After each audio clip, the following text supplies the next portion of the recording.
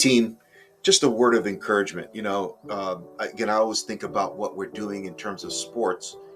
And when you look at the greats, that have played sports, it's not just their ability to handle loss and criticism, right? Because when you play sports, you're going to get criticized on a professional level.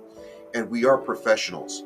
So there's going to come criticism about your work internally from clients and media, commentators. That's just part of the sports world. That's part of politics. That's part of business.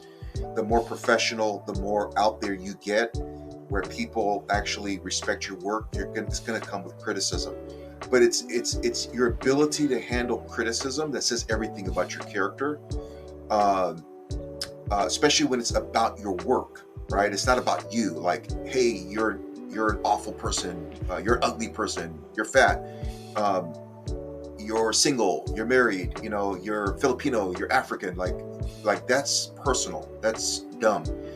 But when it's about your work, meaning your performance out in the field, what you do publicly, and probably the way you're living privately, right? In a sense of, if you're doing things privately that's affecting your work publicly, you're probably going to get criticized.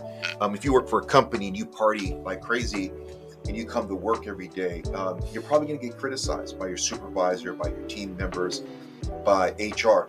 But guess what? It's not just your ability to handle negative criticism, but it's the ability to handle praise, positive affirmation. What I find is some people, when they start winning, that is, people are like, man, you're amazing, you're doing great. And they're doing great, they self-sabotage, meaning they can't handle it. Watch out that you like, ask God for help, get therapy. Don't be someone that can't handle praise, meaning as soon as you get praised, you slack off. You stop doing the things that got you successful.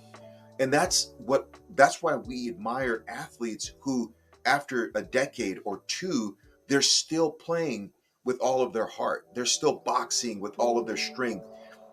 They may be getting older, they may be getting more fatigued, they may be getting more injured, but it's their ability to do something for a long period of time, whether they're having winning seasons or losing seasons.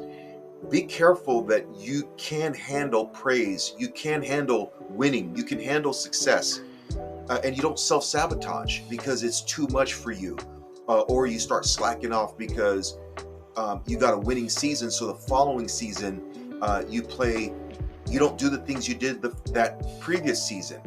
Ask yourself why your hunger is not as intense, why you're not as disciplined.